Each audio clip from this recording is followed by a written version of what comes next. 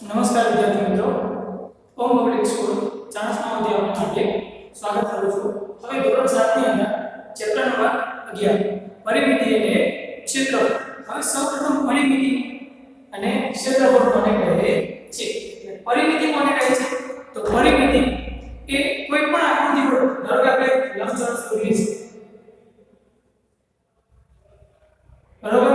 તો એ લંબચોરસ છે, તો લંબચોરસની બાજુઓ કેટલી છે? 1 2 3 અને 4. તો ચારે બાજુઓનો સરવાળો કરીએ આપણે. શું કીધું છે?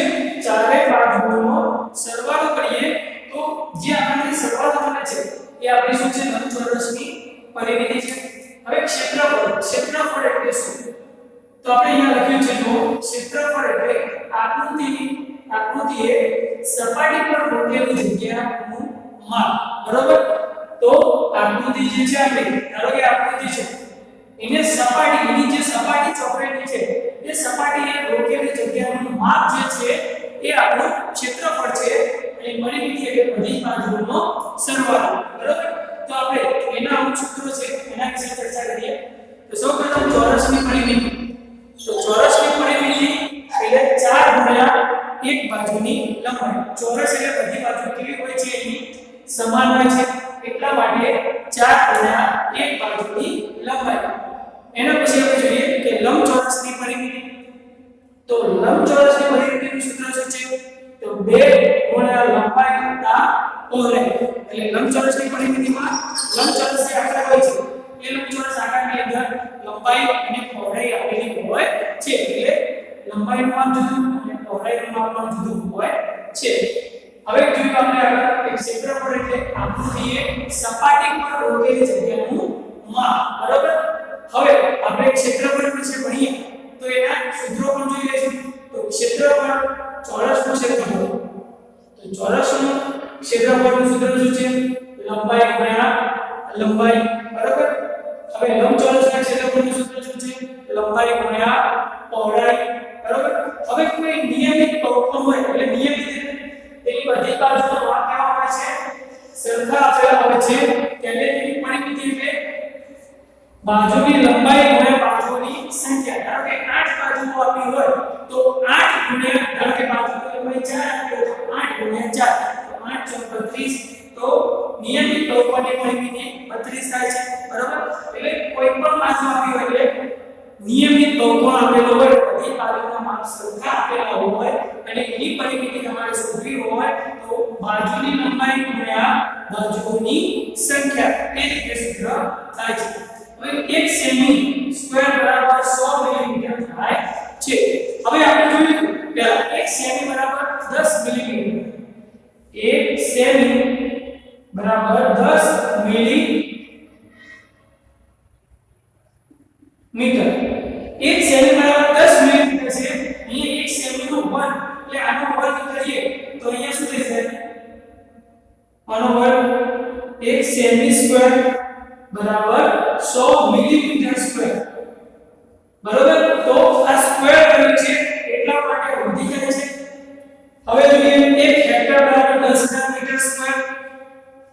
1 મીટર સ્ક્વેર બરાબર 10000 સેમી સ્ક્વેર. હવે 1 મીટર બરાબર 100 સેમી થાય છે. હવે 1 મીટર સ્ક્વેર 100 નો વર્ગ 10000 થઈ જાય છે. બરોબર? તો એ રીતે આપણે આ સૂત્રો લખેલા છે. હવે આ બધા સૂત્રો પરથી આપણે પ્રયત્ન કરવાનો બીજો પ્રયત્ન કરો. તમારી અંદર ચોપડીની અંદર જો આપેલો છે એ ચોપડીની અંદર બીજા પ્રયત્ન કરવાનો બીજો પ્રશ્ન આપણે જોઈએ છે. તો પહેલા પ્રશ્નની જરૂરિયાત નથી એટલા માટે આપણે બીજો પ્રશ્ન જોઈએ.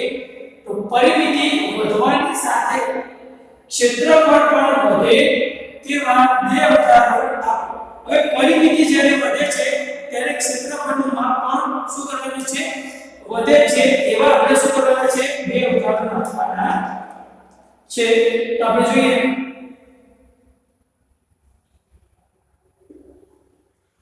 પહેલું એક ઉદાહરણ લઈએ. ધારો કે લંબચોરસની લંબાઈ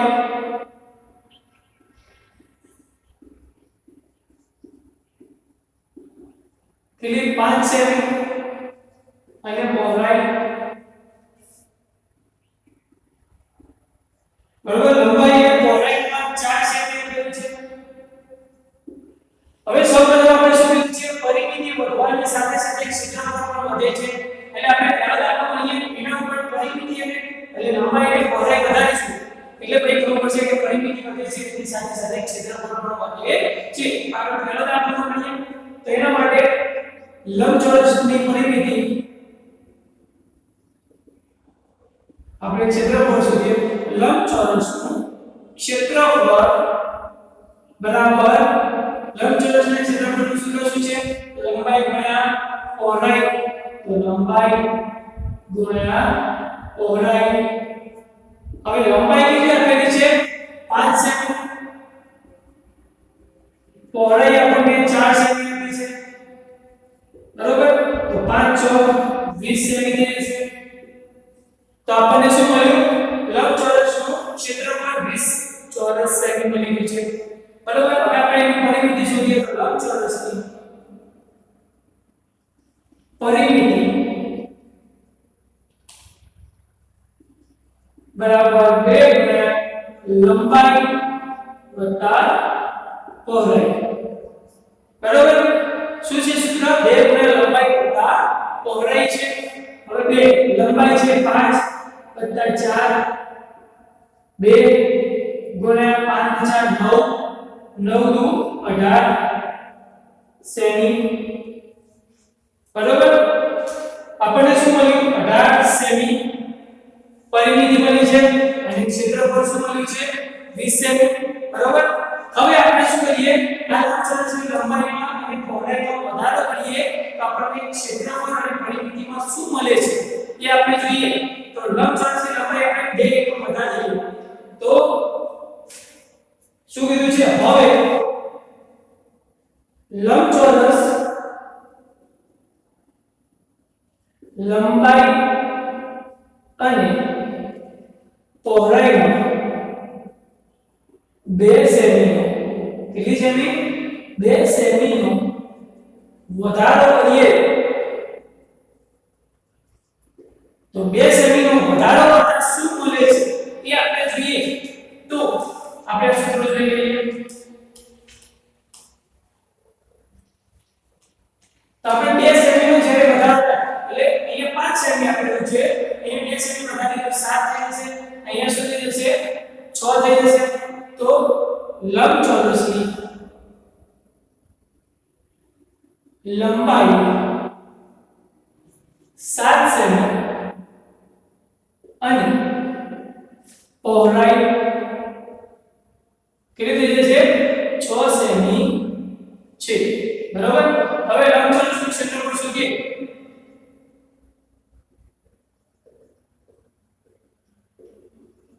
તો શું થઈ જશે લંબાઈ ગુણ્યા પહોળાઈ હવે લંબાઈ કેટલી છે આપણી પાસે આ 7 સેમી અને પહોળાઈ 6 સેમી એટલે 100 × 42 સેમી સ્ક્વેર બરાબર ક્ષેત્રફળમાં તો ઓલરેડી વધારો થયો છે બરાબર હવે આપણે પરિમિતિ જોઈ લઈએ તો લંબચોરસની પરિમિતિ બરાબર 2 ગુણ્યા લંબાઈ વત્તા પહોળાઈ તો જોઈએ લંબાઈ કેટલી આપેલી છે 7 સેમી વત્તા 6 સેમી 2 ગુણ્યા 7 નો 6 કેટલા થશે 13 13 દુ 26 જો આપણે શું કર્યું લંબચોરસની લંબાઈમાં 2 સેમી નો વધારો કર્યો અને પહોળાઈમાં પણ 2 સેમી નો વધારો કર્યો તો ક્ષેત્રફળમાં અને પરિમિતિમાં શું થાય છે તો ક્ષેત્રફળ અને પરિમિતિમાં એના કરતા વધારો થાય છે તો આપણે જે કીધું હતું એ થાય કે પરિમિતિ વધવાની સાથે સાથે ક્ષેત્રફળ પણ વધે છે એવું એક ઉદાહરણ થઈ ગયું બરાબર તો આપણે આની નીચે લખીએ પરિમિતિ વધે છે તેમ ક્ષેત્રફળ પણ વધે છે તો પરિમિતિ વધે છે તેમ ક્ષેત્રફળ પણ વધે છે બરાબર જેમ જેમ પરિમિતિ વધે છે તેમ તેમ તેનું ક્ષેત્રફળ પણ વધે છે. આ એક ઉદાહરણ છે. હવે આપણે ચોરસ માટે એક ઉદાહરણ લઈએ. આ પ્રશ્ન તો જોઈએ.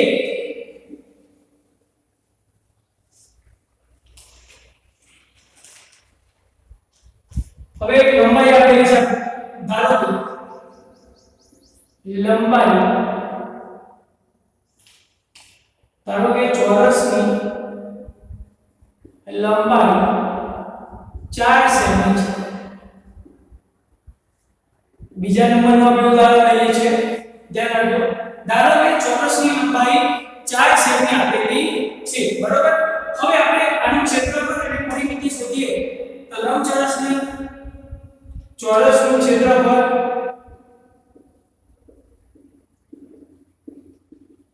બરાબર લંબાઈ ગુણ્યા લંબાઈ, બરાબર? હવે ચોરસના ક્ષેત્રફળ માટે લંબાઈ ગુણ્યા લંબાઈ છે, બરાબર?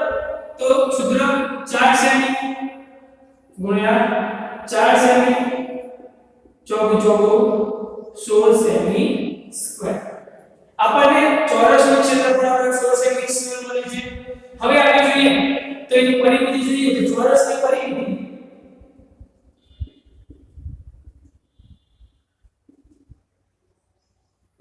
બરાબર 4 ગુણ્યા લંબાઈ. 4 ગુણ્યા લંબાઈ કેટલી આપેલી છે? 4 જ આપેલી છે. તો 16 સેમી, બરાબર? આ પણ 16 સેમી મળી છે. હવે આપણે શું કરીએ? ચોરસની લંબાઈમાં વધારો કરીએ તો હવે ચોરસની લંબાઈમાં 2 સેમીનો વધારો કરતા તો આપણે ચોરસની લંબાઈમાં કેટલો વધારો કરવાનો છે? આપણને જે ચોરસની લંબાઈ આપેલી છે એમાં કેટલો વધારો કરવાનો કીધો છે? 2 સેમીનો. તો અહીંયા 4 ની જગ્યાએ શું થઈ જશે? 6 સેમી. તો આપણે જોઈએ 6 સેમી લઈએ તો ચોરસની લંબાઈ હવે કેટલી થશે?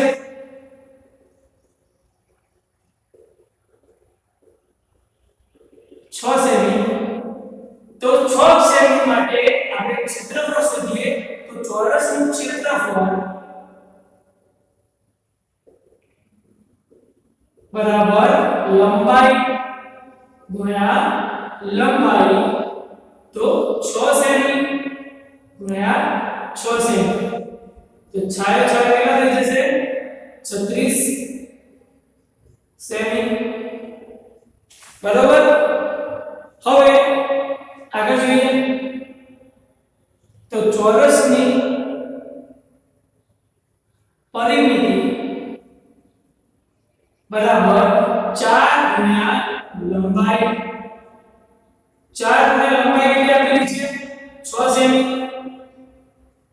તો 6 24 સેમી, બરાબર? અહીંયા આપણને 36 સેમી મળ્યો છે, અહીંયા 24 સેમી મળ્યો છે. એટલે જેમ આપણે લંબાઈમાં વધારો કરીએ છીએ તેમ તેનું ક્ષેત્રફળ લંબાઈમાં આપણે વધારો કરીએ તો તેના ક્ષેત્રફળમાં પણ વધારો થાય છે. લંબાઈમાં વધારો કરવાથી પરિમિતિ વધે છે તો આપણે પરિમિતિ પણ વધે છે. તો આપણે લખી શકીએ કે પરિમિતિ વધે છે તેમ ક્ષેત્રફળ પણ વધે છે, બરાબર? જેમ જેમ પરિમિતિ વધે છે તેમ તેમ ક્ષેત્રફળ પણ વધે છે. હવે આપણે પ્રયત્ન કરવાનો ત્રીજો પ્રશ્ન જોઈએ તો પ્રશ્ન નંબર 3 શું કહેવા માંગે છે?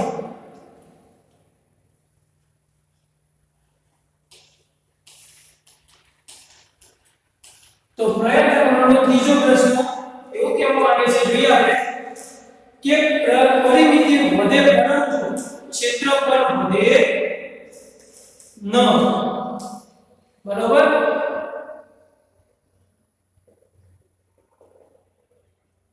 એનો ત્રીજો પ્રશ્ન જોઈએ આપણે. શું કીધું છે? પરિમિતિ વધે પરંતુ ક્ષેત્રફળ ન વધે.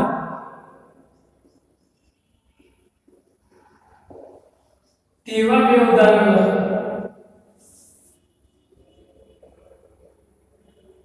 એક ઉદાહરણ હું આપું છું, એક ઉદાહરણ તમારે ગણવાનું છે. તો આપણે જોઈએ, ધારો કે લંબચોરસની લંબાઈ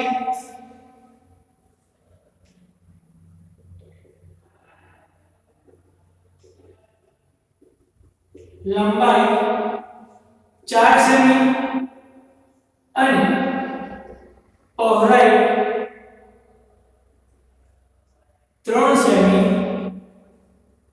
છે. બરાબર, ધારી લીધું. હવે સૌપ્રથમ આપણે લંબચોરસનું ક્ષેત્રફળ શોધીએ. તો લંબચોરસનું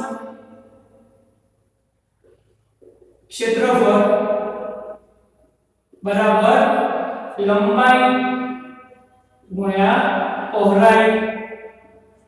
હવે લંબાઈ કેટલી આપી છે? 4 સેમી અને પહોળાઈ આપી છે 3 સેમી. તો 4 × 12 સેમી. બરાબર, શું કીધું છે? પરિમિતિ વધે પરંતુ ક્ષેત્રફળ વધવું જોઈએ નહીં. આના એક ક્ષેત્રફળમાં આપણે બીજું ઉદાહરણ લઈશું, પણ હજુ જોઈએ એને ઉદાહરણ લેવા માટે પછી 4 × 12 થાય છે.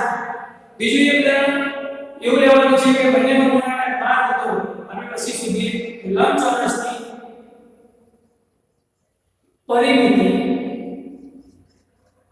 બરાબર 2 ગુણ્યા લંબાઈ વત્તા પહોળાઈ. હવે 2 ગુણ્યા લંબાઈ કેટલી છે? 4 સેમી વત્તા પહોળાઈ 3 સેમી. 2 ગુણ્યા 4 7 સેમી. તો 7 દુ 14 સેમી થાય છે. હવે આપણે શું કરવાનું કીધું છે? પરિમિતિ વધે, પરિમિતિ વધશે પણ ક્ષેત્રફળ વધતું નથી. તો આપણે જે 4 × 12 થાય છે એવી બીજી સંખ્યા માટે 12 કઈ રીતે થશે? તો 6 દુ 12 થશે. જેમ 4 × 12 છે એ 6 દુ 12 થશે. તો અહીં લંબાઈ 6 એટલે લંબાઈમાં વધારો કરું અને પહોળાઈમાં ઘટાડો કરું છું. જોઈએ તો શું થાય છે? તો હવે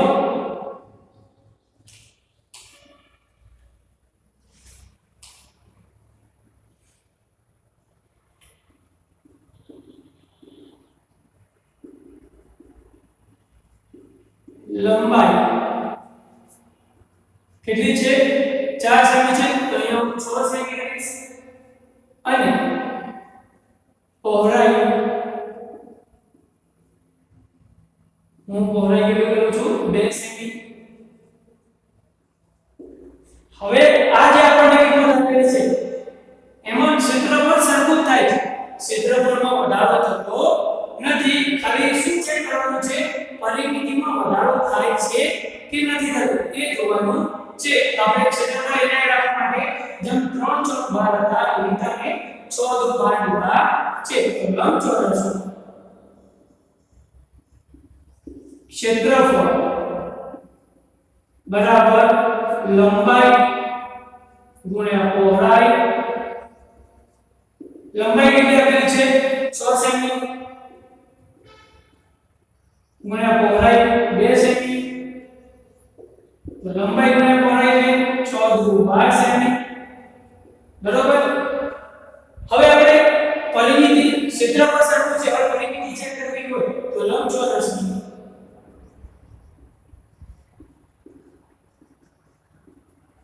બરાબર 2 ગુણ્યા લંબાઈ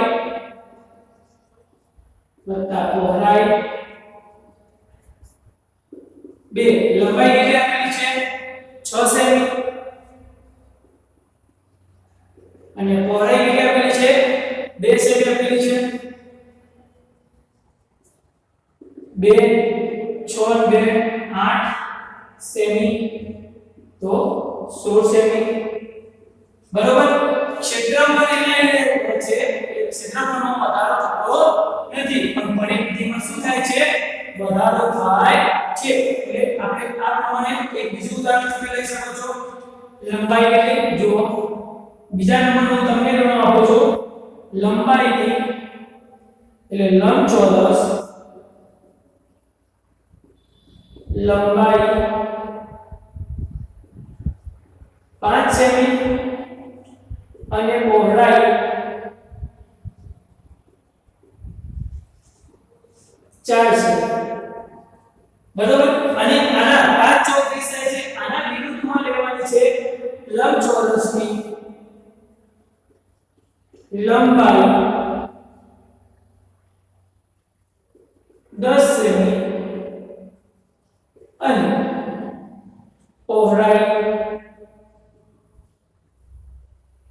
2